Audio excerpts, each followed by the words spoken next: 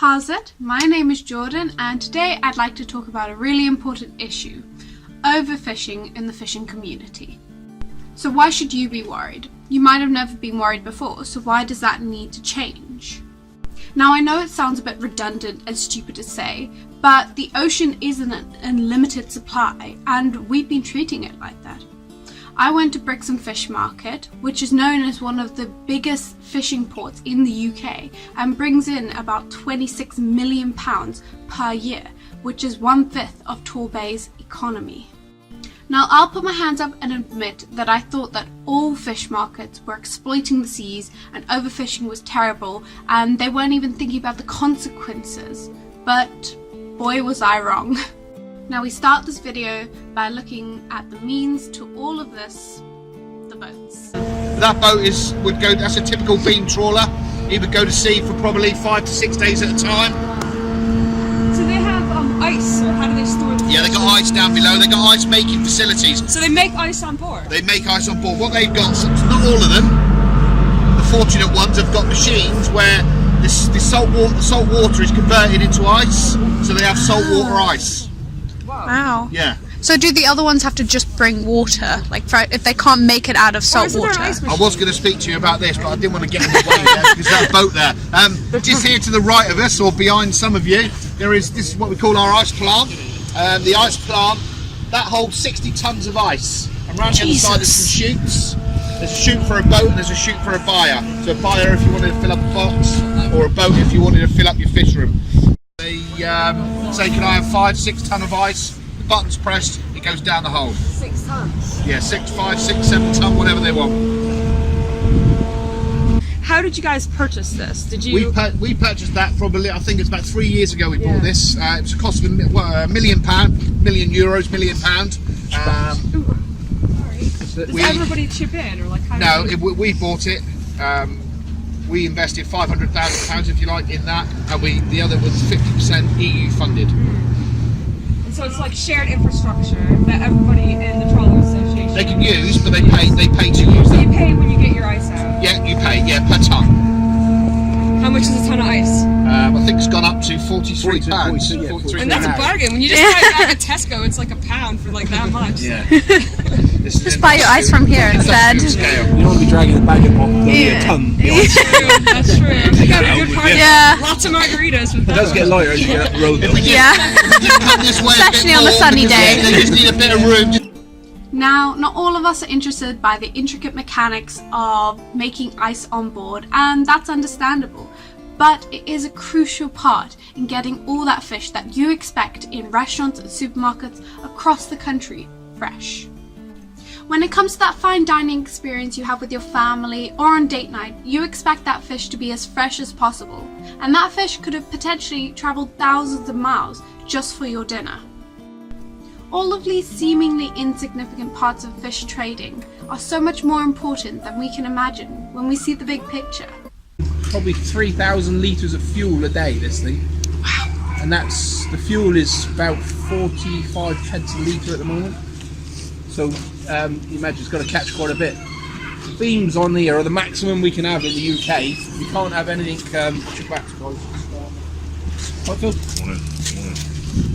This is the maximum length you can have. 12 metres is the biggest you can have actually in the EU. So you can't get a boat and think, right, I'll have a 25-metre beam, catch loads. This is restricted. Now that's really important. The EU restricts the size of the beams either side of the boat. This means smaller beams will have less area each side of the boat, trawling the ocean, which means that less fish will be caught. The chain mat, so what happens, it goes to sea, these sticks here, known as derricks, the gear will go up into the block at the top, lower the derricks down. Yeah, they lower the derricks down, and then he'll use the winch to shoot the gear away, get it down on the bottom. It's about this, probably 6 ton a side, this stuff. Wow. Quite heavy. So they have to put them both out, don't they? Because otherwise it'd be really uneven. And... Yeah, you got both down, both catching fish. So you're dragging that along for about an hour and a half. Fish gets emptied in there, and then it comes up the conveyor, it was gutted, and straight down the fish room, iced, put away. Talk a little bit about the landings obligation, because it's just come into effect. Demersal, discards. Discard. Yeah, well, discards for these vessels. So they might not know about it. Maybe if we could tell them. Well, But the new discard rule now means we're not allowed to chuck anything back. But we work very large nets, as you can see the netting is very large. The regulation here is like 130, these are 150s. what, the holes in the nets? The holes in the nets, they're triangular, as you can see, that when the weight comes on them, obviously they tighten up a bit. Cod ends, legally here we have to have 80mm cod ends, which is quite small, but we've been working 100mm cod ends here for the last 12 years. We've done that on our own back, so we've got large nets, we let all the small fish through. For like juveniles and stuff like small that fish to allow, doesn't make any money, so it's no good to us anyway. So we don't want the small fish. We pay, these boats pay per ton, for a Dover sole ton is probably about £4,000. So cod ends are used as a technique to release smaller cod back into the ocean. These smaller cod are normally juveniles and haven't had the chance to breed yet. So by releasing them back into the wild population, we give them the chance to breed and therefore continue the species. Now, EU regulates that you have to have 80mm cod ends and 130 for the bulk of the net holes, but Brixham use 100mm cod ends and 150 for the bulk of the net holes. This means that more smaller cod are being released back into the wild, and therefore they can grow to maturity and breed, and this allows the population to be larger and sustainable. Now, Brixham have done this by themselves, and it's really important to recognise this and congratulate them to encourage other people to start doing this, because they're working towards keeping their future sustainable, their community's income sustainable, and most importantly, the population of the fish sustainable. So a choke species is if you have quota for several different things. So in the Southwest we have a mixed fisheries, right? Yep. So we're allowed to catch lots of different fish, but at different amounts. And the landings obligation says we have to land everything that we catch now. But there's something called a choke species, which is if we get a mixed catch and we hit our quota of one species, we might not be able to keep fishing, right? Because we might catch more of the thing we're not supposed to keep catching. In the same area. You can't say only one place in this net. Yeah. Because everything's in front for the whole 6 miles is going to go in that net. Yeah, so whatever's in the water cod, you haddock, catch. plaice, stone soles, monk, cuttles, squids, everything goes in that net.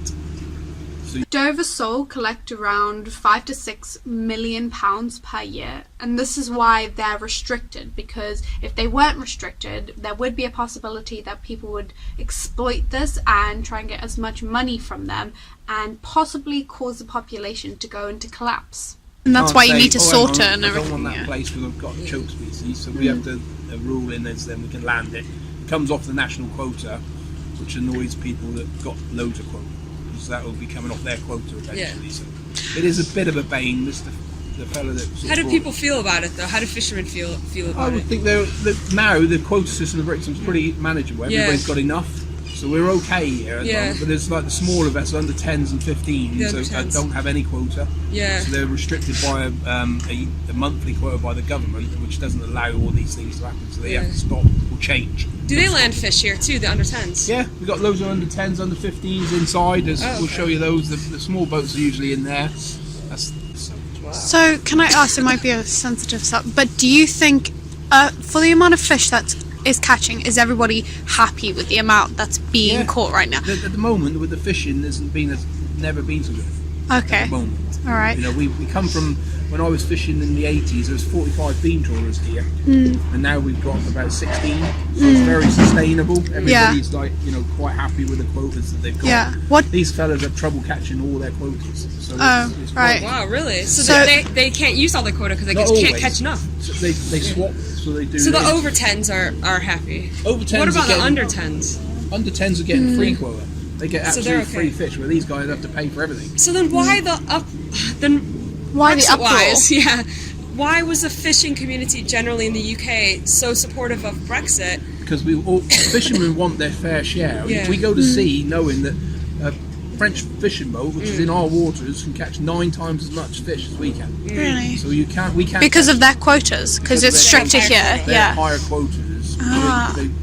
So the fishermen are just upset that it's not fair, it's not equal. If you look at the stats, most of their fishing is caught in English waters. How do all you? the money they make is in our waters. How do you think the fishing community is going to feel if people pull down the quotas? Because I mean, there's a lot of uproar about overfishing, and because England's so restricted, and we can actually we can actually keep our quotas where they're supposed to be. How do you think they're going to feel? I don't think there's going to be any change in quotas. You don't think so? If we get the Brexit, we'll probably get a small increase. Because I don't think that we're going to say goodbye to French fishermen or anything. They're still going to be here. It depends what happens. I've been involved in the fisheries bill stuff. And it's really interesting because it's actually quite worrying, because the draft fisheries bill, which is how we're going to fish after Brexit, doesn't even say that we need to fish sustainably. So everything the Common Fisheries Policy says about sustainable fishing by 2020, the government's bill does not say that. Yeah. So like it's being reformed now. Like when I was asked to give testimony in Parliament, I said, "Oh my God, we have to say that," because like you said, like more fish aren't just magically going to appear. We need to like start thinking long term, and it's an opportunity. The UK could like really, lead change the way their policies in managing fisheries well, which is really what I hope we do after Brexit. From the fisherman's point of view, the best way to manage is keep the boat alongside. So the days restriction, 20 days, catch everything, land everything, be done.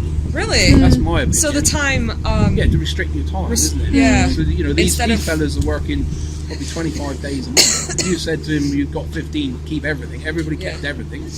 Oh, okay. It worked. But isn't that so dangerous, though? No. Because people work around the clock, and it's... This is 24 hours a day. It's 24 hours a day. It's 24 hours a day anyway. Yeah, and most of them are. Anything that leaves from Brixham is 24 hours a day. Yeah.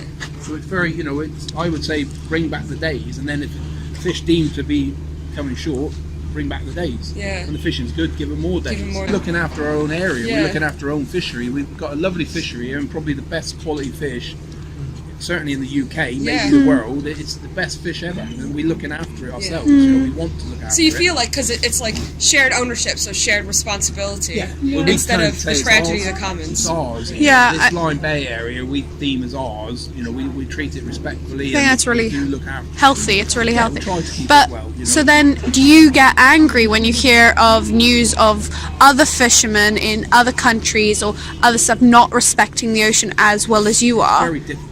Yeah. You've got no right over what they do, because they can Yeah. come illegally and do what they want. But that's not our fault, it's the government. But I mean, it could affect. I mean, worldwide, it could affect your fishing. So, do you think that people here, if they heard like how other fishermen were doing stuff, it could worldwide? It is one ocean. It's not all separated, so it could affect your fishing in the future. The English Channel is quite a unique place, because it isn't like everybody's fish. It doesn't travel that far. Yeah. It's not like a worldwide fishery. Yeah. We've only got like the EU here, and it's got French boats. We don't have any Spanish boats here. We don't have Germany or Dutch boats. It's only French fishing boats. So you only have to worry about the French. Yeah, there's a marine traffic app, and you ever look on it, it's all French boats. Everything's French. There's no Dutch. So we're not really hampered by anything. So you're looking after your part of the world, and you're just concentrating on making it the best place to fish. Like go from 40 odd beamers to now. I think that's pretty sustainable. Yeah. No, really, definitely. Do you think that by being sustainable, it gives your fish a better reputation in the marketplace? Yeah, I think so. I think Brixham Fish is quite well known. Yeah. We're doing a massive reboot of our websites, and also trying to promote Brixham Market now. We're not calling ourselves Brixham Trawler Agents anymore.